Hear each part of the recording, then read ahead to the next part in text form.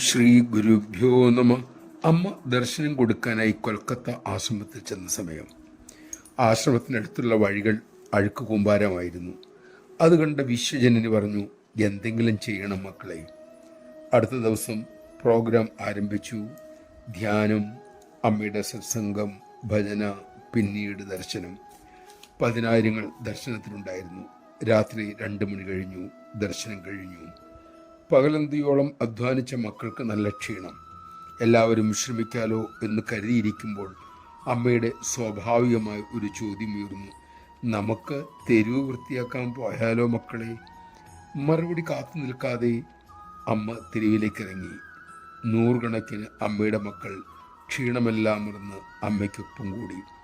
ഏതാനും മണിക്കൂറുകൾക്കകം തെരുവ് പരിപൂർണമായും വൃത്തിയായി.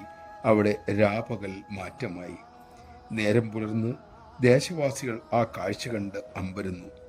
തലേ ദിവസം ചപ്പും ചവറും മാലിന്യക്കൂമ്പാരവും ദുർഗന്ധവും നിറഞ്ഞ സ്ഥലം ഇന്ന് ഒരു രാവ് പകലായപ്പോൾ ഒരു തുള്ളി അഴുക്കില്ലാത്ത വിധം വൃത്തിയായിരിക്കുന്നു.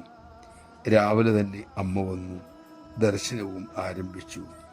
അമ്മ തന്നെ സമൂഹത്തിന് പതിറ്റാണ്ടുകളായി കൊടുത്തുകൊണ്ടേയിരിക്കുന്നു.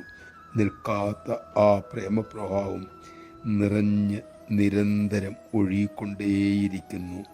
നമഃശിവായ. അമ്മയാകുന്ന ആ പവിത്ര തീർത്ഥം സേവിച്ച് സേവയിൽ മുഴുകാനുള്ള ഭാഗ്യം നമുക്കും ഉണ്ടാകട്ടെ.